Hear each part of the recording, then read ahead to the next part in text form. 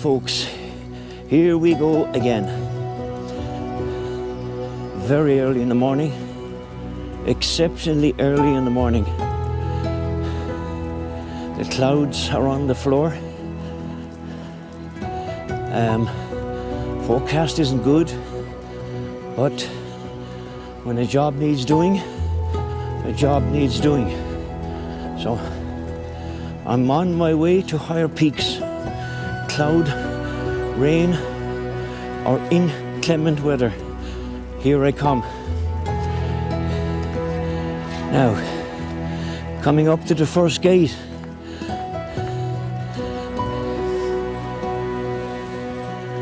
The birds are singing, and the cows are mooing, and the sheep are baying, and the cloud sits firmly on the lower and the high peaks, which is a bit of a bother, but regardless, it's onwards and upwards, literally.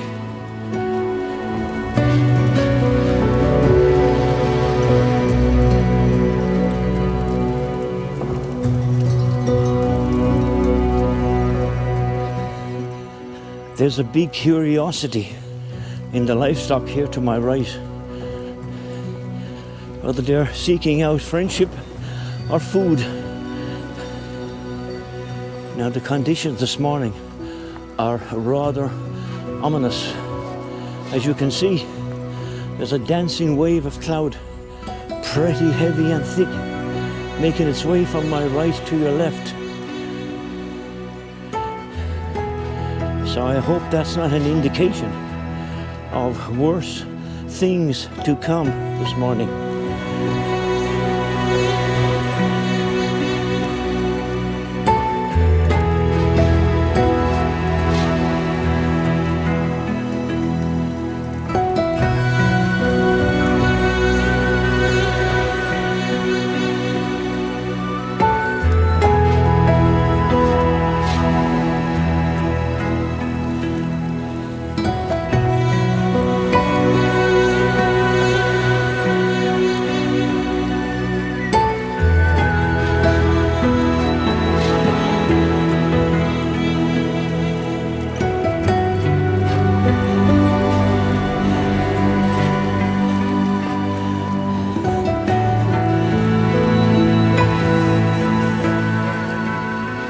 Spectacular floating and dancing fogs and mist on the lower peaks here this morning.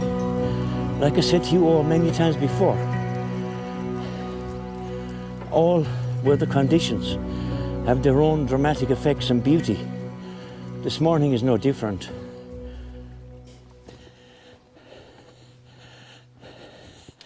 Now we're coming to gate number 2.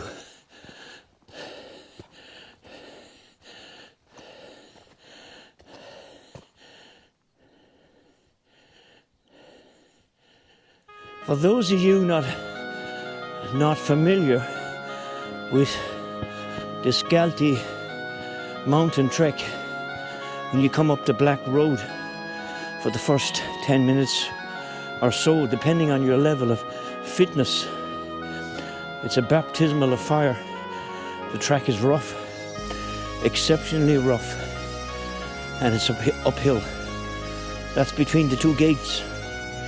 And now I'm being welcomed to the slopes by some big mountain sheep. 05:46 in the morning. Nobody about. Myself and the wildlife and the fog and majestic mountains.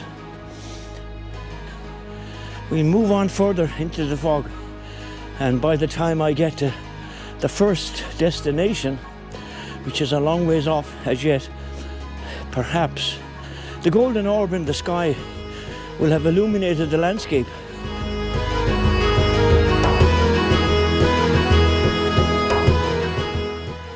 And now as I get a bit further into the hills, it's even got thicker, and whatever slight breeze is blowing, which is minimal, you can see it blowing across in front of the camera. But it's an eerie landscape, quite dense. The acoustics tend to linger in the air, whatever it is about fog. As I was saying to you, it's quite eerie. You feel you're the only human being in the planet when you come to a place like this, and it's shrouded in this really heavy pea soup fog. But you know something? Doesn't bother me. The rain comes, we get the coats on. The sun shines, we take the coats off. I'm up for the challenge. Whatever is chucked at me, hopefully I'm prepared. The terrain underfoot has evened out as regards boulders and craggy runoffs and so forth, but it's still uphill. You know, I was looking at some friends who are driving through the Dolomites at the moment in a home converted camper van,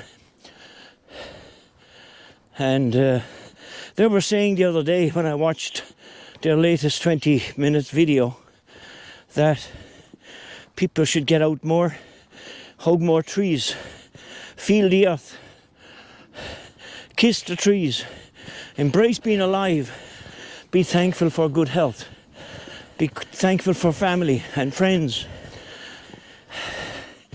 be proud of one's achievement without boasting. Live your life to the full, or at least as best you can. Be grateful for all the good things in life.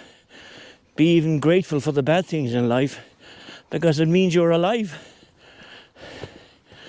Today is today. Live in the present. Tomorrow isn't promised, and yesterday and the days before that are memories.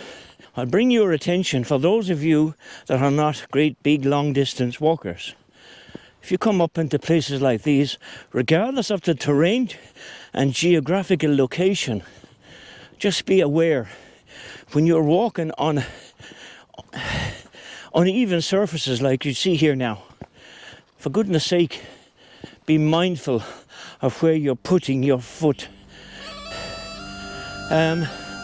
To a commemoration stone that was placed here some years after an air crash took the lives of 3 people,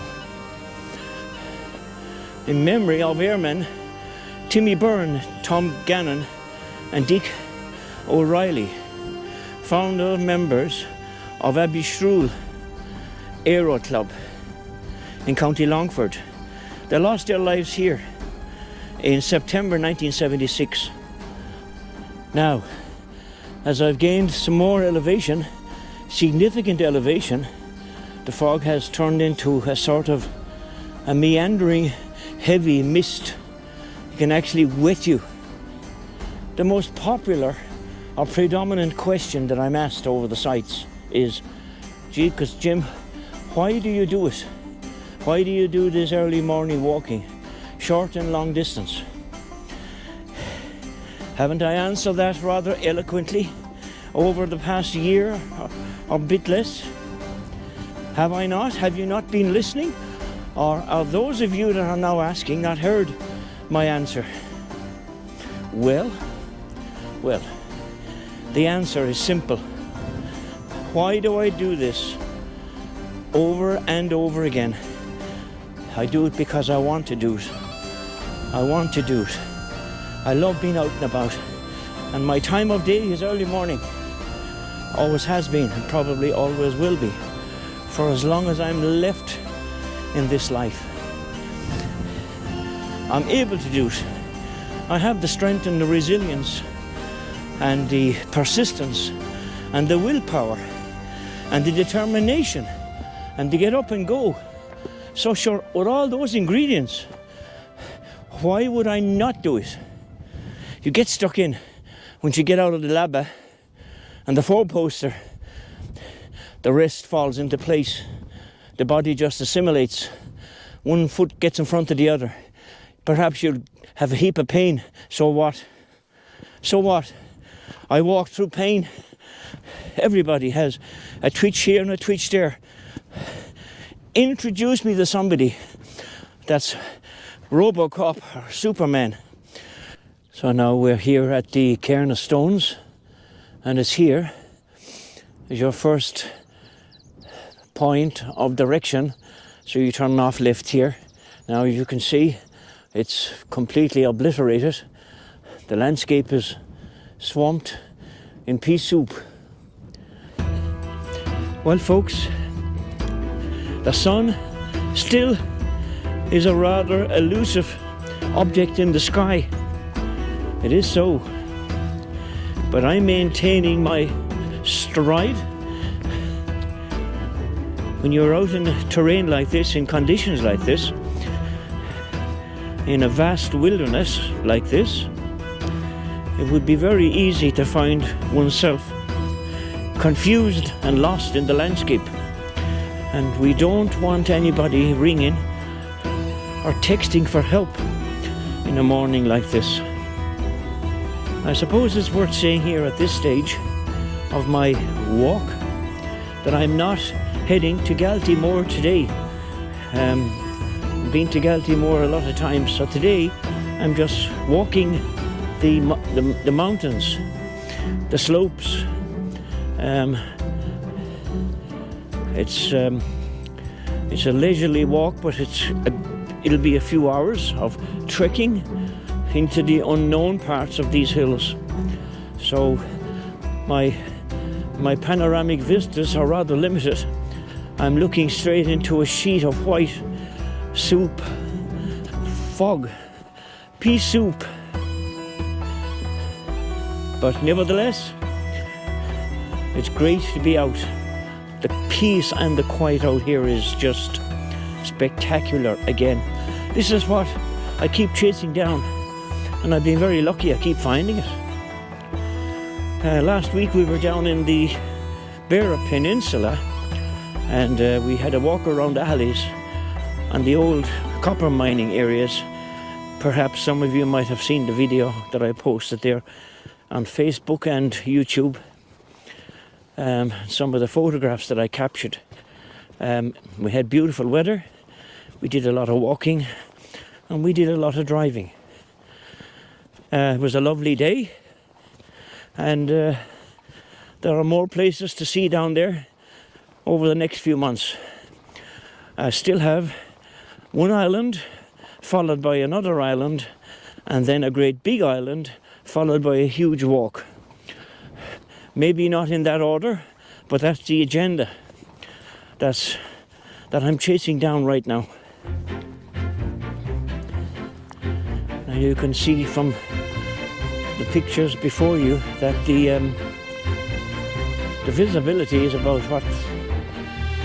30 meters. So when you look down the valleys there, and there's spectacular views down there, but today obscured, obliterated by the pea soup.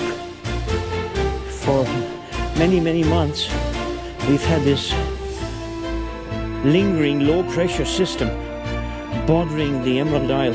Now the terrain here and in all these mountains is unforgiving. It truly is. Just every step that you take, and the thousands and thousands of same, you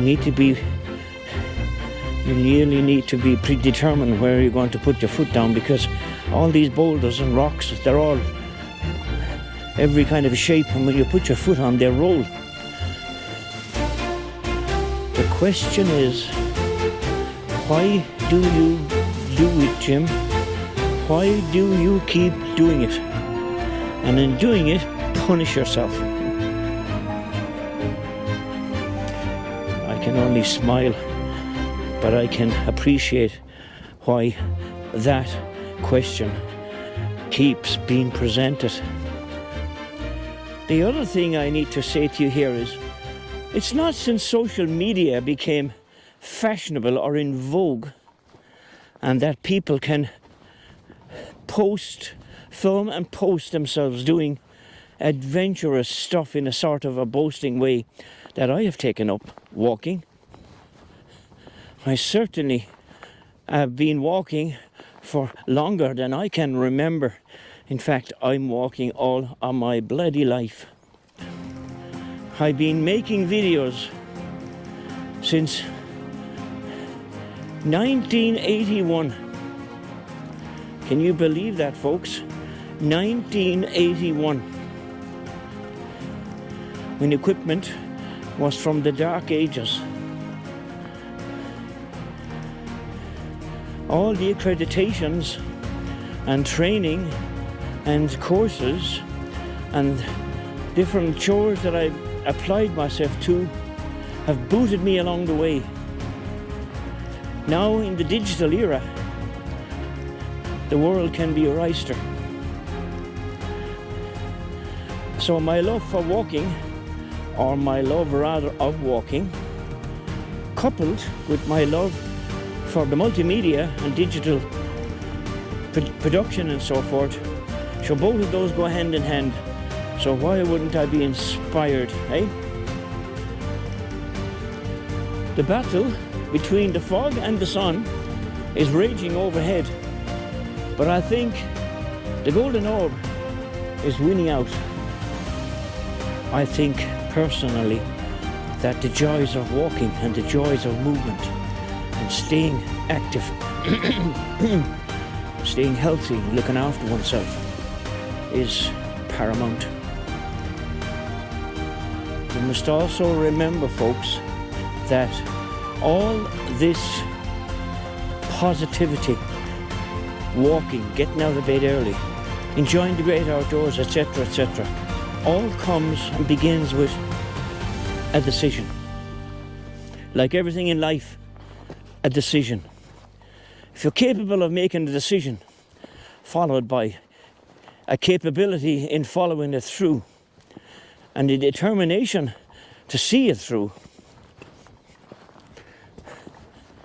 big part of the battle won. I don't know if you can hear the wind howling there at my face, but it's whisking along a pretty severe, dense fog down the valley here, across the Tipperary hinterland. Now, don't get me wrong here. There is very little wrong with quitting. You can quit for a lot of reasons. Priority would be safety, followed by the fear maybe of getting lost, or the worry about getting lost, and having to call on people to get you back to your familiar domain. If you find yourself in difficulty and your objective is overwhelming, for goodness sake, quit. Turn around and come back. It's not worth it. You'll live to fight another day by quitting. Last week, I lost a very, very dear friend. He passed away after nearly a year of not being well. And I visited him in the hospital about 3 times a week. And it was hard. It was very difficult to say goodbye to him. And he's been in my thoughts since he got sick and since he passed away. And may he rest in peace.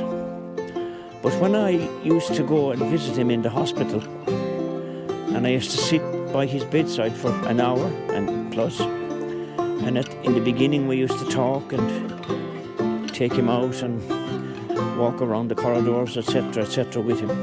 I could see him becoming a little bit worse in his demeanour. And I'm just sitting there and thinking about, my goodness me, wouldn't it be terrible not to be able to get out into the great outdoors and to be trapped with ill health? And it's been playing in my mind since the poor man passed away, and I've known him for, my goodness me, I've known him a long, long time. He was a friend that I've known the longest of all my friends. And I've got a sore heart, really and truly, since the man passed away. And it's just, what I'm trying to get at is, this life is for living, folks. This life is for living. You need to make the best of it. And I don't want to be labouring the point and making a nuisance out of myself and waffling on. But you've got to do and enjoy everything that you can whilst you're able to do it. There's no coming back here. No coming back. So perhaps I overdo it in my exercise regime. I don't do it for exercise, I do it because I love this walking. But I'm going to keep on doing it for as long as I can. And my heart is with my friend as I trek these wild places today and yesterday, and no doubt tomorrow and the next day, and for a long time to come. I'll always remember him as a dear friend. And wherever he is today, I'm sure he's looking down at me and saying, Jim, you're an idiot. Go home. Stay dry and stay warm.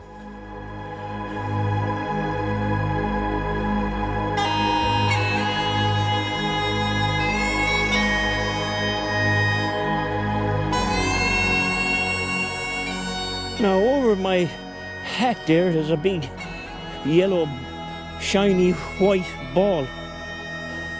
After presenting itself to the landscape, it's commonly known as the sun, and we don't see it very often in Ireland, but when we do, the country accepts and has an appetite for it to stay.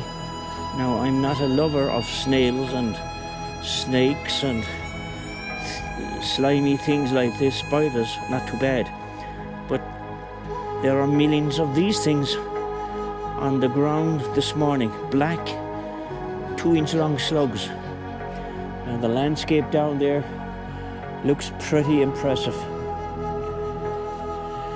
Of course, I could stay walking out here now all day, which will probably end up happening now that the fog is dissipating and the country is revealing itself to more.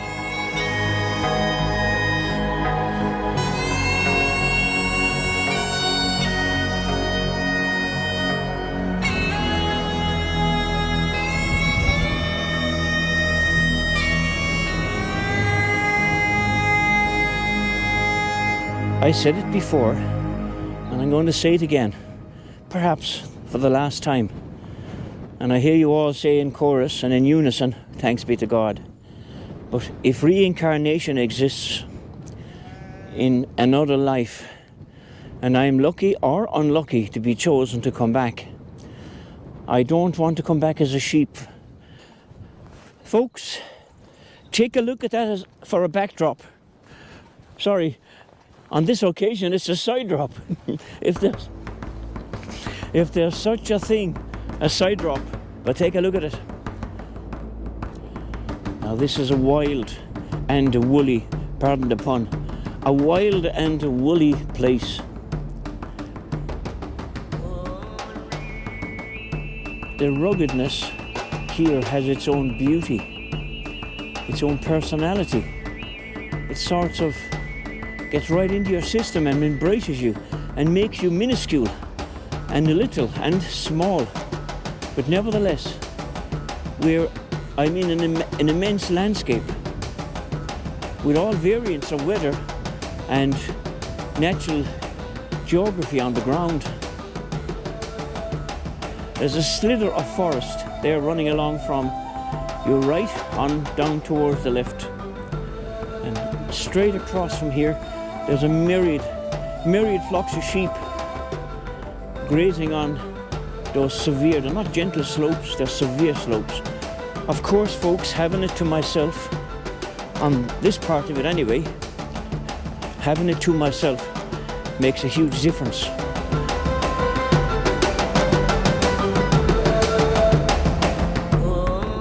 Now the terrain has changed from bleak, open mountainside to the cover here on my left-hand side of a great big slither of pine forest. Now there probably are many of you out there wondering why I haven't shown you a lot of scenery this morning. Well, I've shown you what I could show you when I got a break in the dense pea soup.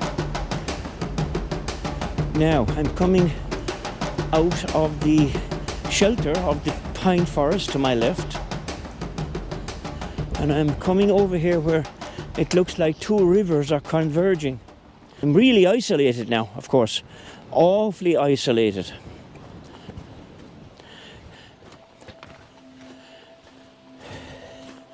Now, this kind of walking and this kind of trekking isn't for everybody. In fact, it's not everybody's cup of tea, cup of coffee, or whatever you want to call it, because it's awfully rough. It's very rough. So, you can see the size of the boulders, and himself there guarding his kingdom.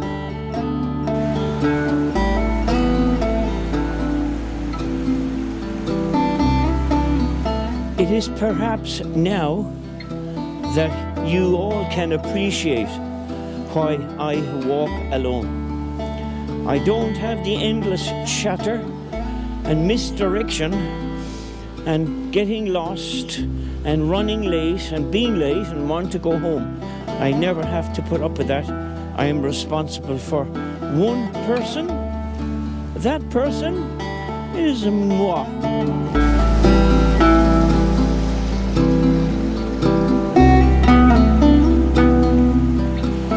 Well now, what can one say here?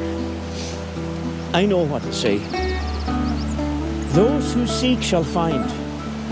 And those who have been seeking all the morning, I found this. And up here, Cascades.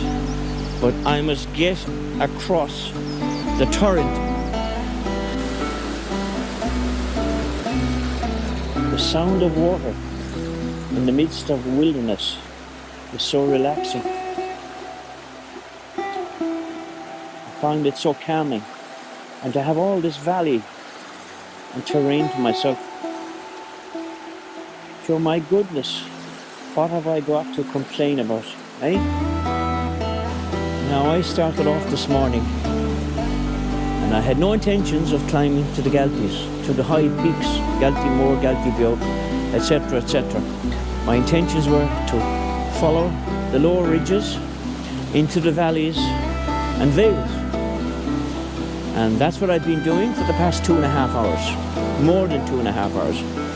And then I find this waterhole here in front of me, which is quite deep, with this just behind me, with the Cascades up above.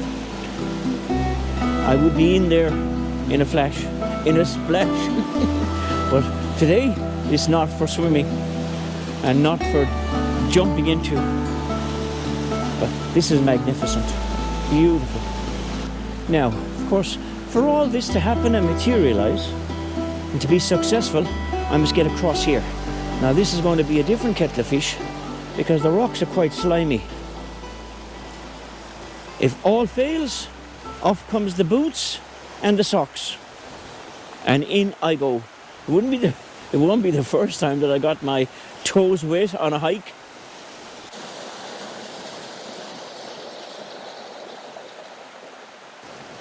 Well, now I'm at the other side of the stream, and I didn't have to take off the shoes or the boots or the socks. I placed some bigger rocks in the river and I leaped frog across.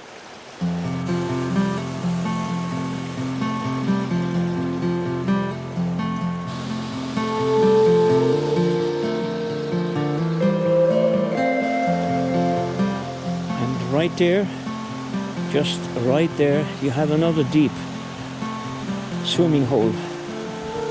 That would be very refreshing in a summer's day.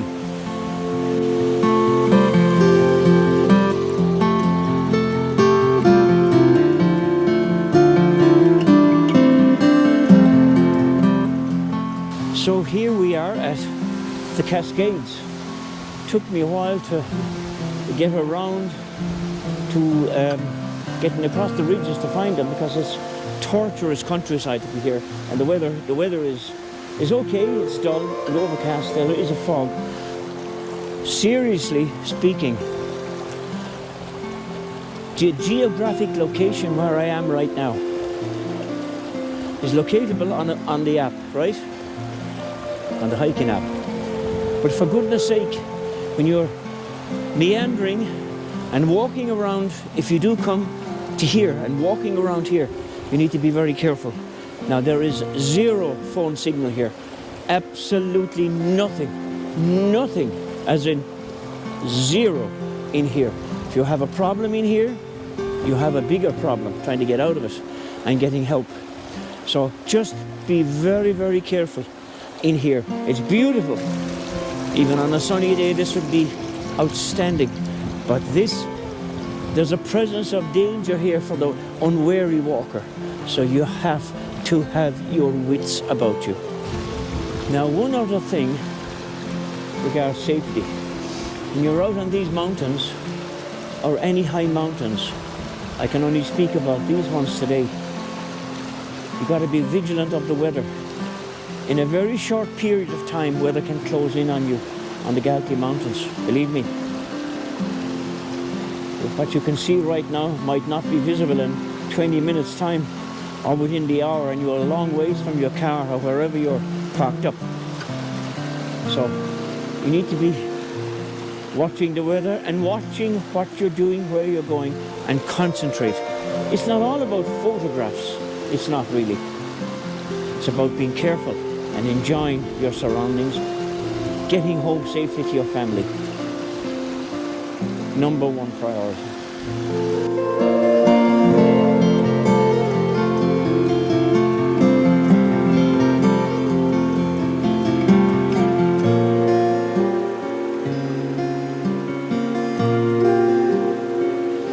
Now, folks, I'm heading along by the edge of this mountain stream.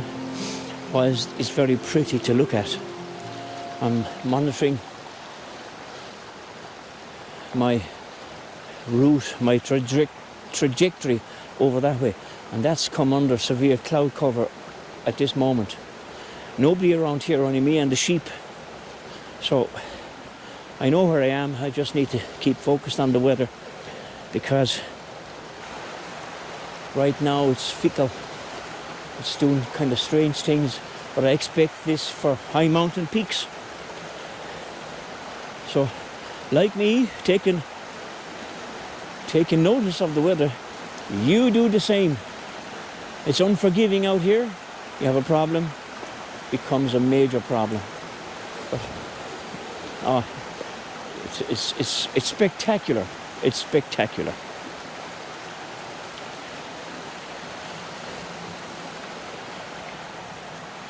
Of course, the bonus here today is having this mountain to myself. Yep, having it to myself. Going up here to have a look over the ridge and see what it is that's up there. And then, folks, when you cross over a ridge to another mountain peak, you come on another river with equally impressive cascades. Now I got to be careful here that the ground don't give away, because that's a bit too dangerous for comfort. But take a look at that.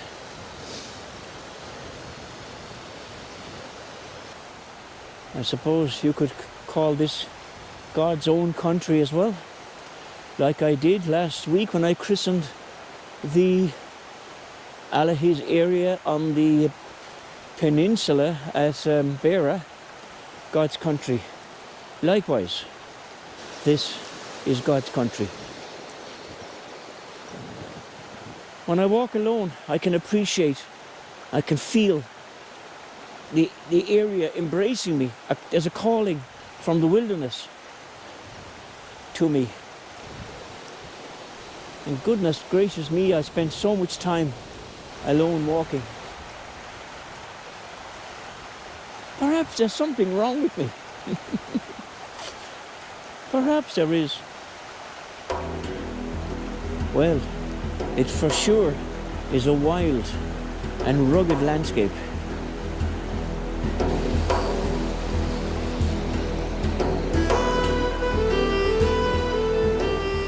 Well, folks, believe it or believe it not, and if I can, I'll have to go out of the reach of the audio of the flowing river.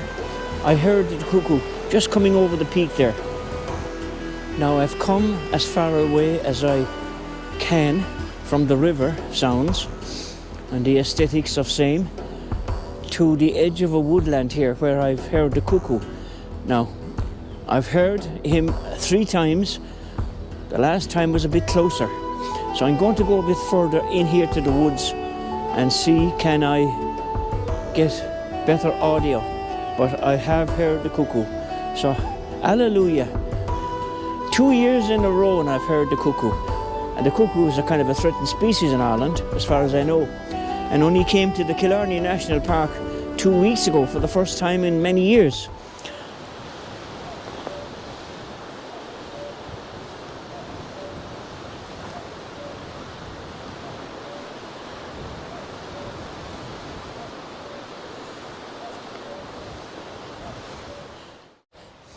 Well, I've really come out of my way now. I'm putting in huge effort to see can I get a more distinct song from the cuckoo. He's right off down in the valley there in a large stand of trees behind me.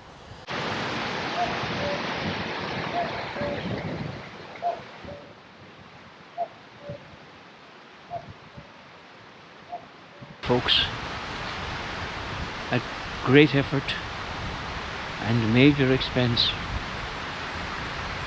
and I have to speak lightly here, I've tracked down the cuckoo to a stand of trees just beyond the river, the mountain stream there behind me. His singing is sporadic. It's a bit more distinct now because I've gotten a lot closer. There he goes.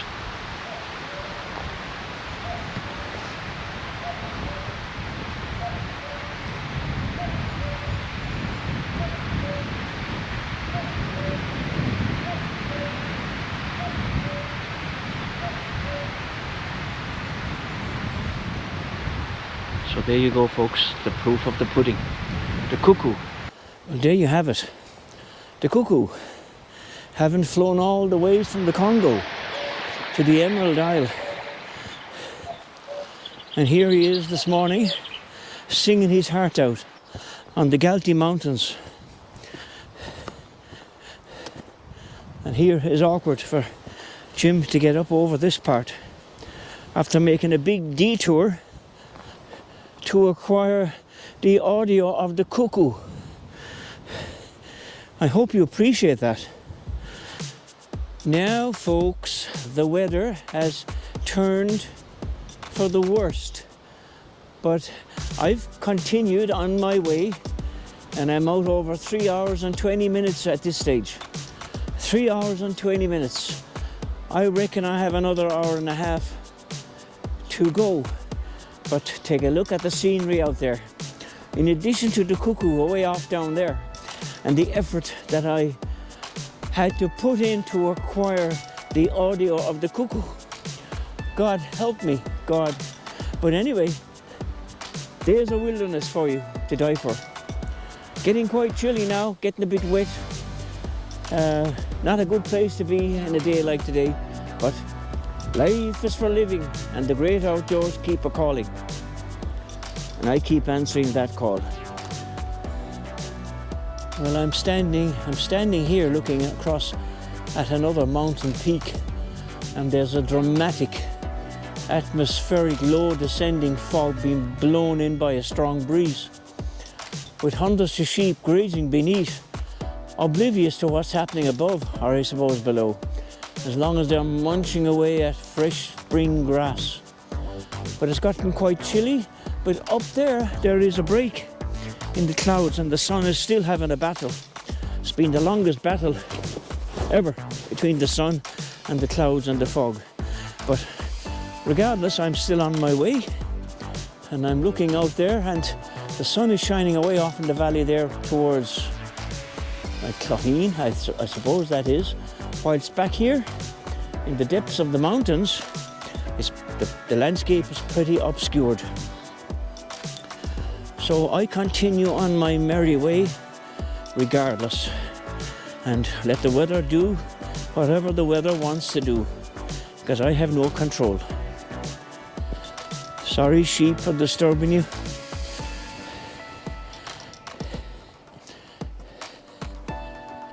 So now I found an area and the view is pretty good, premium. So sheep to keep me company and the landscape to die for. So even that is breezy here, I'll sit down here because there's a good view. That's very important to me now, I can tell you. A view. I'm having a pretty good day today, folks. Sitting here having my lunch, looking out at this magnificent panoramic vista. And over here in the valley where the sunbeams are dancing on the side of on the slope of that hill, the cuckoo decides to serenade me for the sake, for I'd say 3 to 4 minutes he'd been singing. Now, it's time to don the backpack, make my way up there, God help me, and make my way across that way. The great outdoors never fails to deliver. You go looking, you go seeking, you shall find. And I've done a lot of walking today, a lot of walking. And underfoot has been quite torturous. But look, I'm still on the perpendicular and not on the horizontal. And I've only sat down once for 20 minutes to have my lunch. Now, for those of you that don't like spending extended periods of time alone, then you shouldn't come up here on your own, because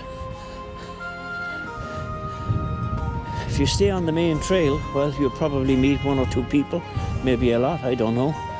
But if you get off the beaten track, you'll be on your own. Perhaps you'll like the company of sheep. But today, this morning, I have been alone for the whole trek. So for goodness sake, if you do come out onto these wild parts, be careful, be considerate, close gates, obey instructions. We're walking through private land for a lot of the time, and it is people's property, and livestock can get loose and get onto roadways and cause serious accidents. So just do the right thing. Open and close gates behind you then. Take care of yourselves on the hills, and you'll enjoy your day walking. So with all that said, I'm going to bid you farewell. I still have a hike ahead of me. So today about 6 hours. More than I anticipated, around 6 hours. So, have a good day, have a good weekend, brother. It's midday, it's gone beyond midday now. So we'll chat again soon, okay? Bye-bye.